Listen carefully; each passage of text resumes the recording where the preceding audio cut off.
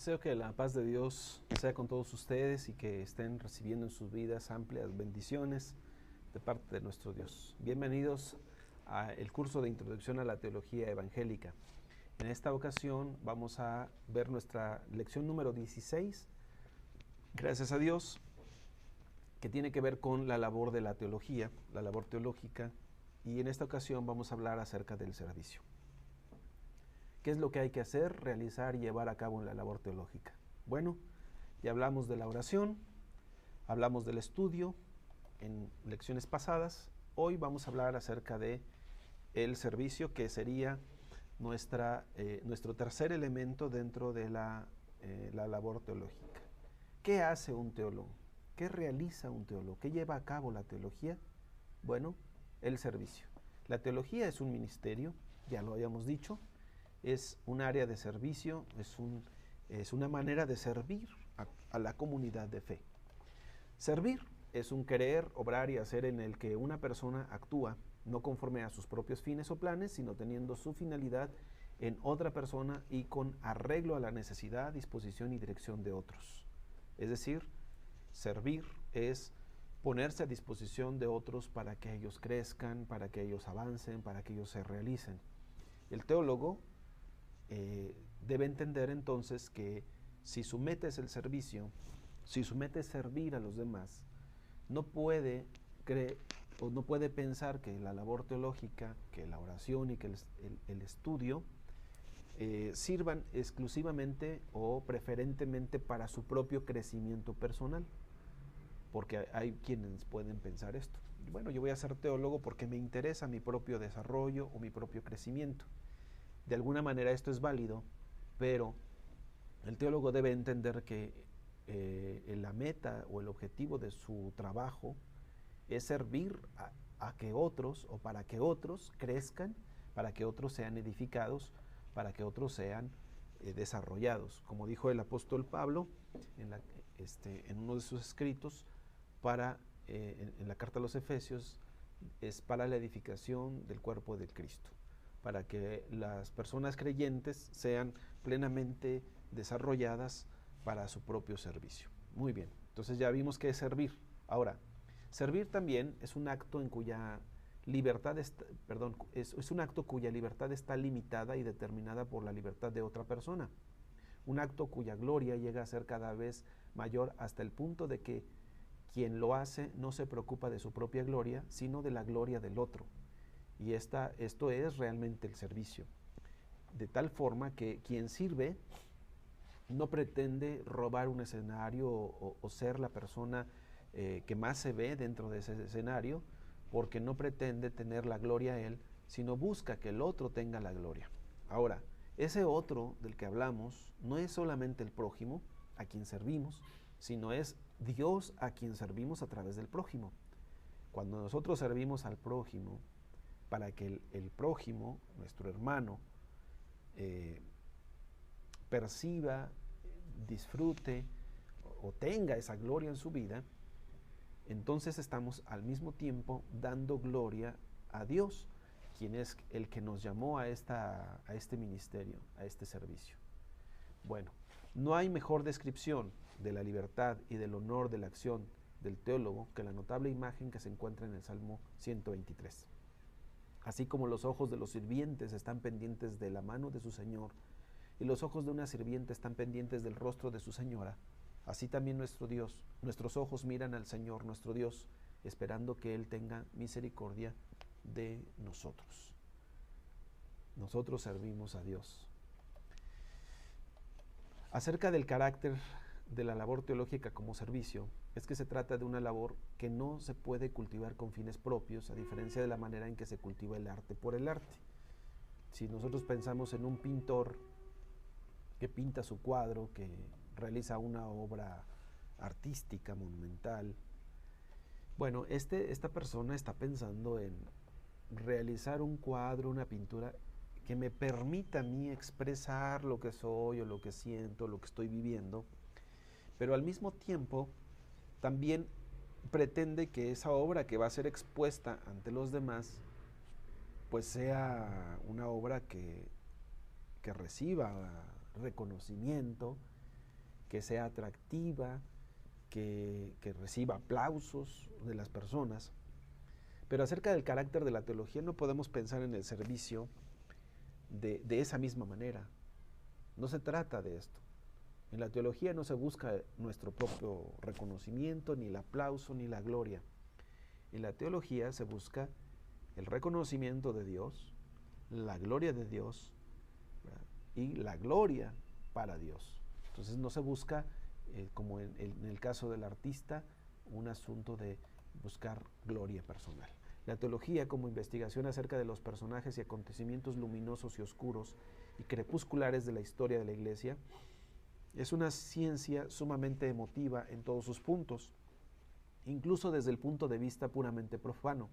Y la teología, como exégesis, es igualmente emotiva por la forma en que requiere en igual medida minuciosa atención y audaz imaginación. Esto puede ser una motivación. El teólogo puede encontrar en esta satisfacción, en este gozo, en esta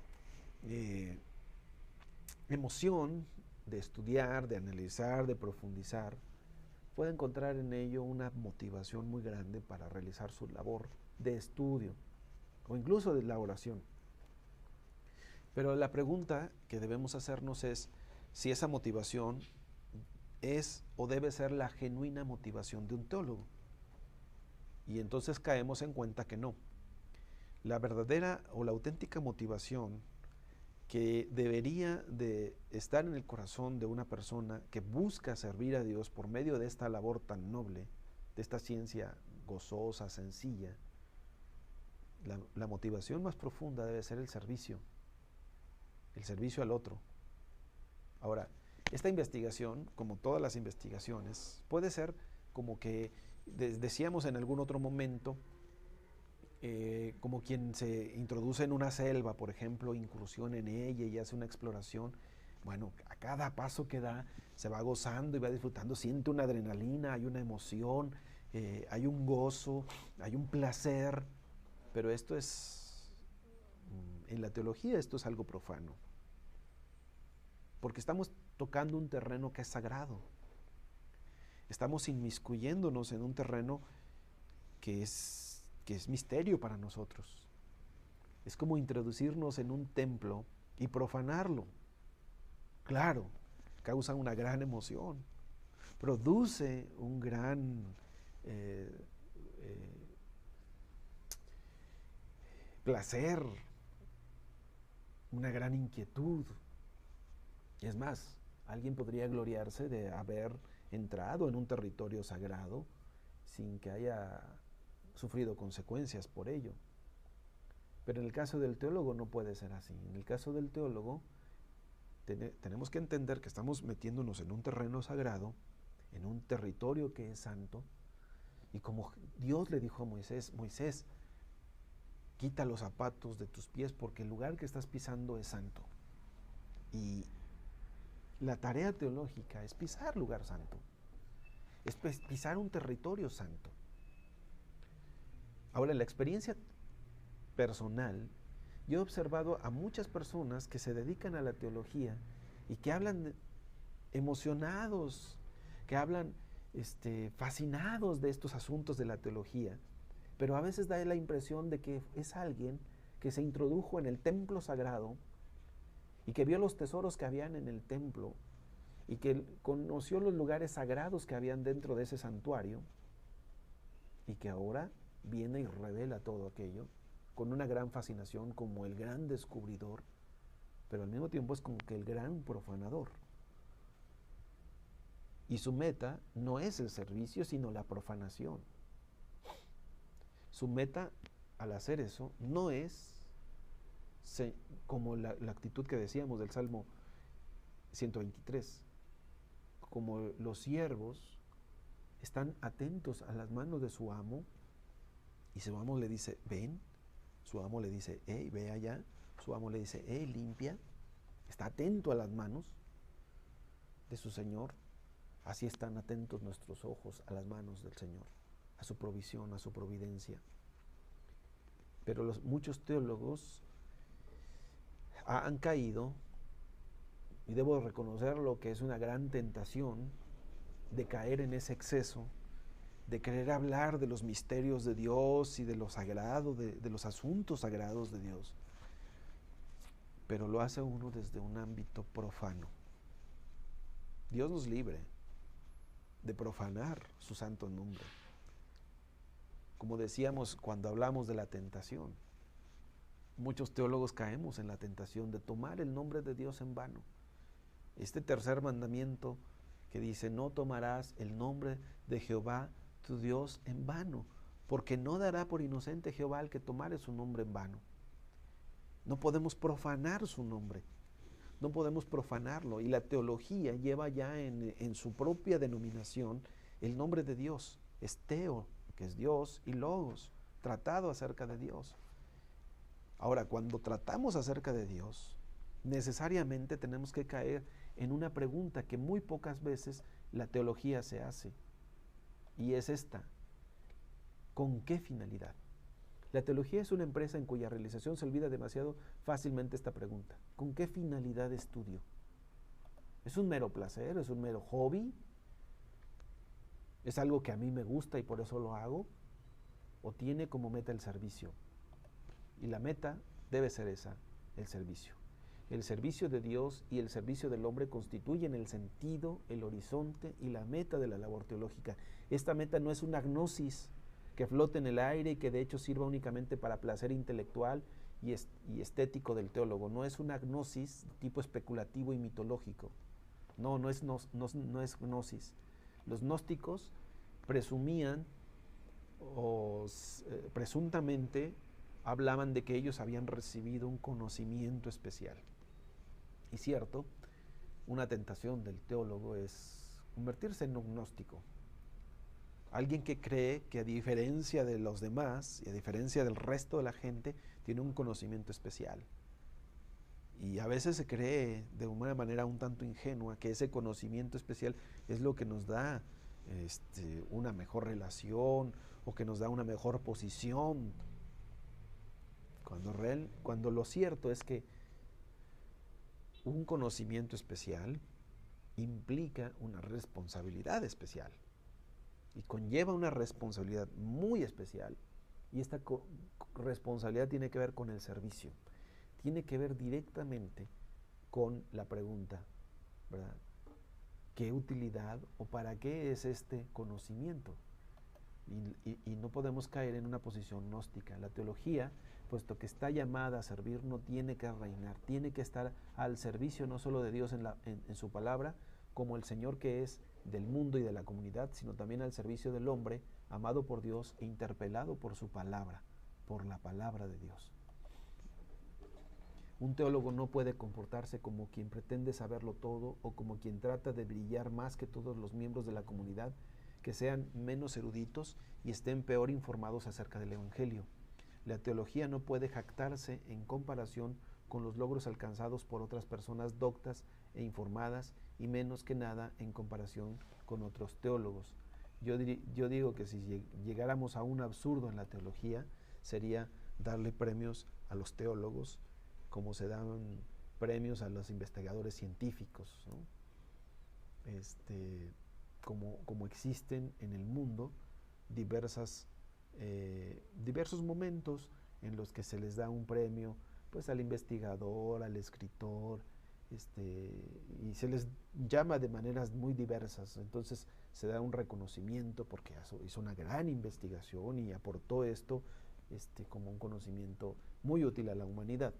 En la teología faltaría, y de hecho hay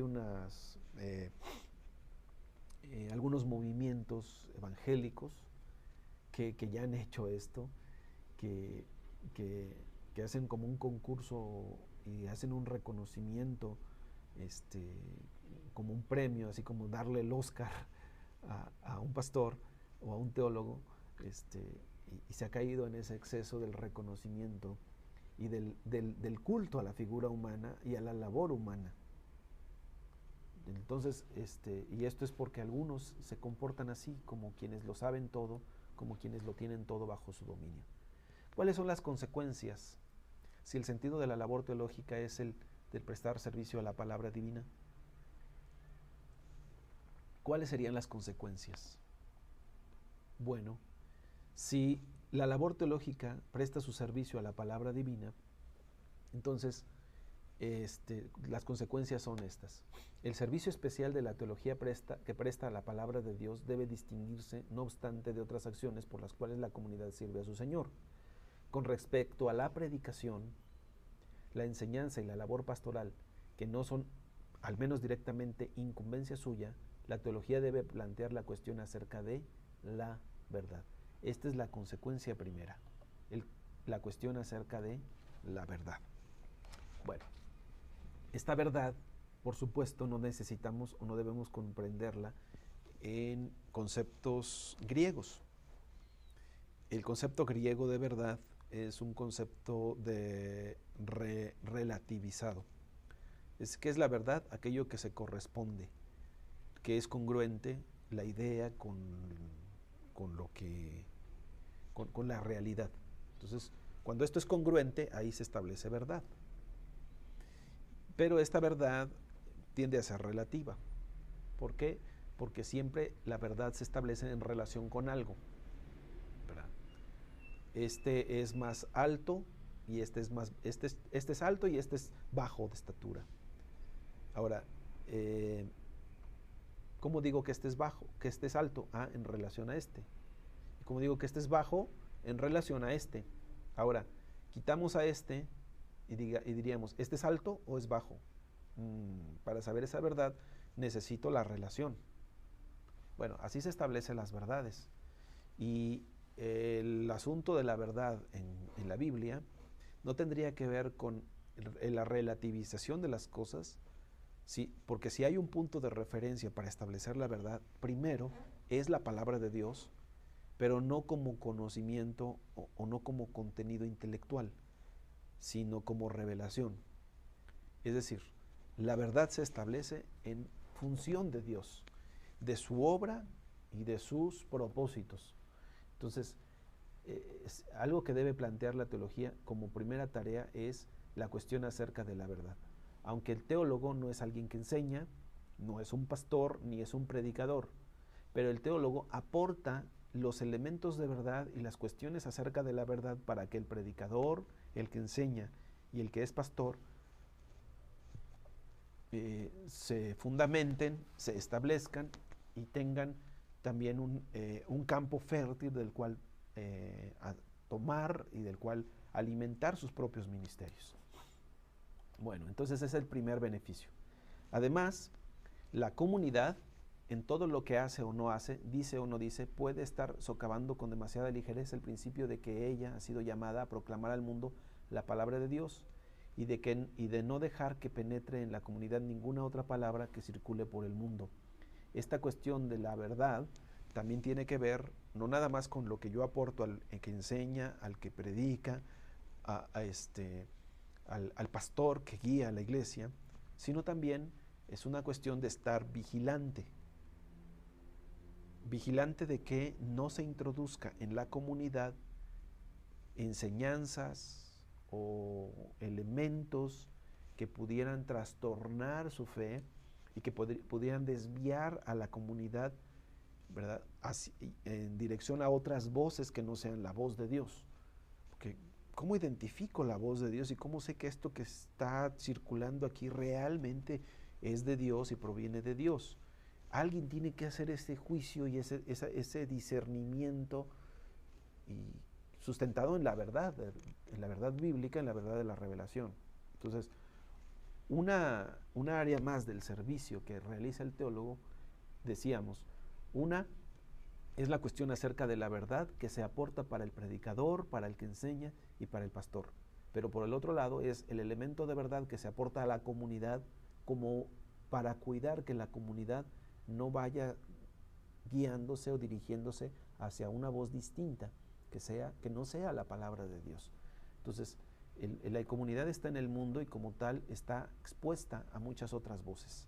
La teología tiene que venir en ayuda de la comunidad, hablando, por su parte, intensa y extensamente acerca de esta palabra concreta. ¿Cuál palabra concreta? Jesucristo.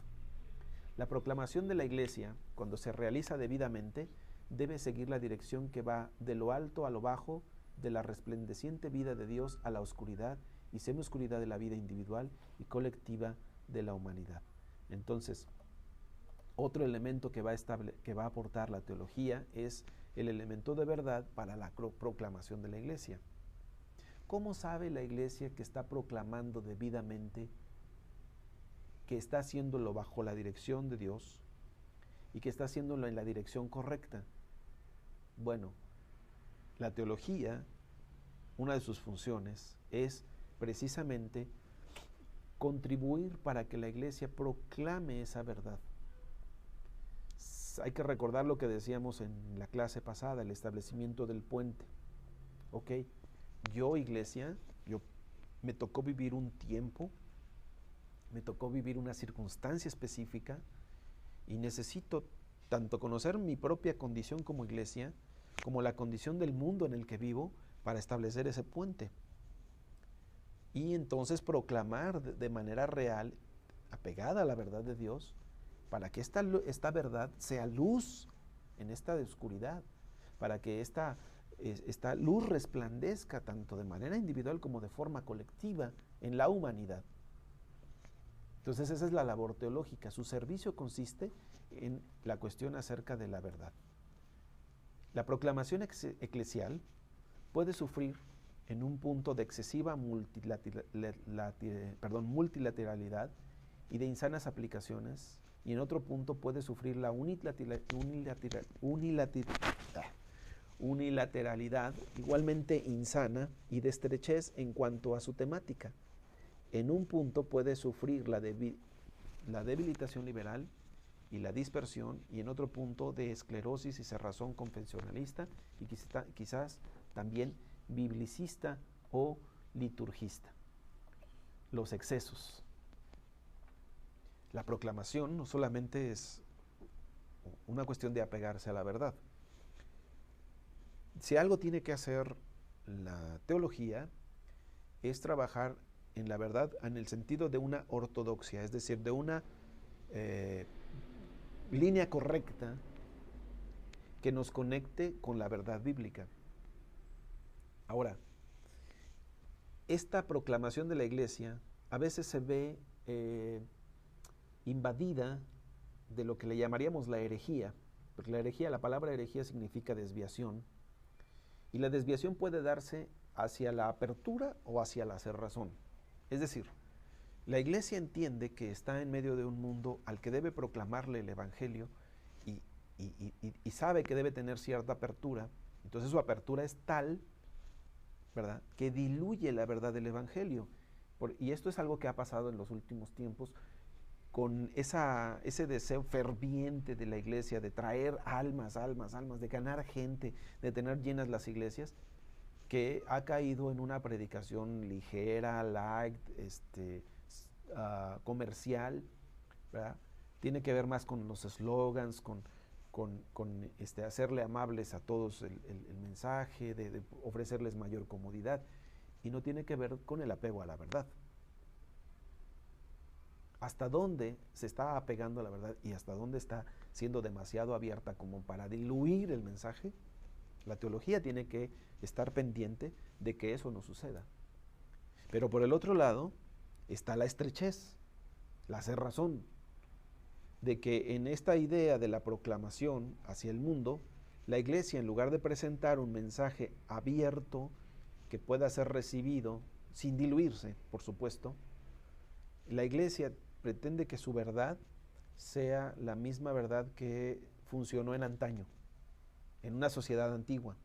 Por ejemplo, el siglo XIX estuvo de alguna manera definido por las ideas de la reina Victoria. La época victoriana está determinada o definida por ser una época muy moralista, muy puritana, y la influencia de esta reina, de la reina Victoria, en la sociedad de aquella época, porque hay que recordar que el imperio británico pues era eso, un imperio que prácticamente estaba presente en la mayor parte del mundo y que tenía una influencia sobre el resto de las naciones. Bueno, la reina Victoria, con todas sus ideas moralistas, influyó en la sociedad de aquella época e impuso una manera de ser desde la moral, y se estableció una cierta cultura. Ahora, quienes predicaron el evangelio en aquella época, y sobre todo los predicadores ingleses, los misioneros ingleses, llegaron a China, a África, a América, a diferentes regiones del mundo, y llevaron consigo aquella manera de vivir la moral de la sociedad inglesa y burguesa del siglo XIX. La pregunta que se hace la teología es: ¿hasta dónde la proclamación del evangelio se llevó a estas naciones como predicación, como proclamación, y hasta dónde se confundió la predicación del evangelio con la moral impuesta por aquella idea de la época victoriana?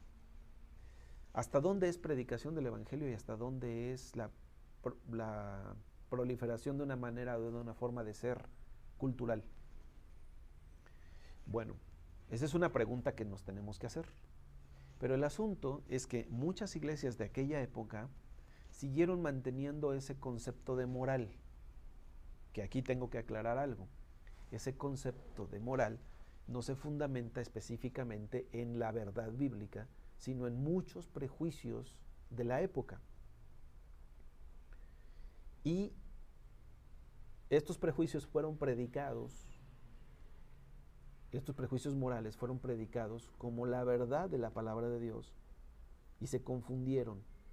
Y muchas denominaciones mantuvieron ese prejuicio moral, ¿no? Por ejemplo, el hecho de que las mujeres tenían que usar una falda larga hasta los tobillos y que no se les viera ni siquiera los tobillos y las mangas y el cuello. Entonces, esa cuestión moralista que imperó en aquella época, bueno, no tenía nada que ver, por ejemplo, con las mujeres indígenas que vivían en una determinada selva y que solamente traían un taparrabos. Entonces llegaron estos misioneros y les impusieron una cultura. Les dijeron: no, las mujeres tienen que estar vestidas así, los hombres tienen que andar de corbata.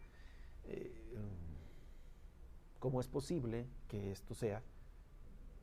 Y esto se pensó que era la predicación del evangelio.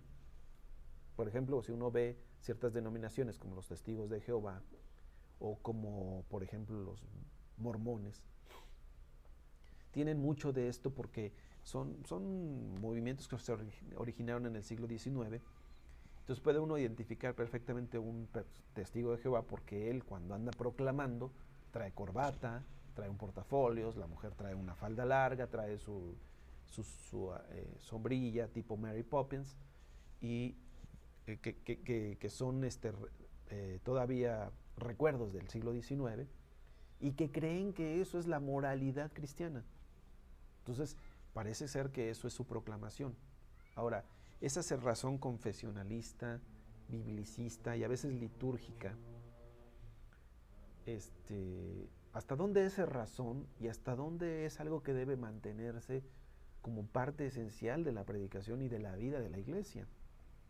Bueno, en este momento yo no voy a juzgar que sí y que no, pero cada época está llamada a establecer este tipo de juicios o este tipo de valoraciones, y quien es responsable de hacer estas valoraciones para que lo que se predique sea la verdad bíblica y la predicación sea apegada a la verdad bíblica y no se confunda proclamación con cultura y no se confunda evangelio con dogmatismo, con confesionalismo.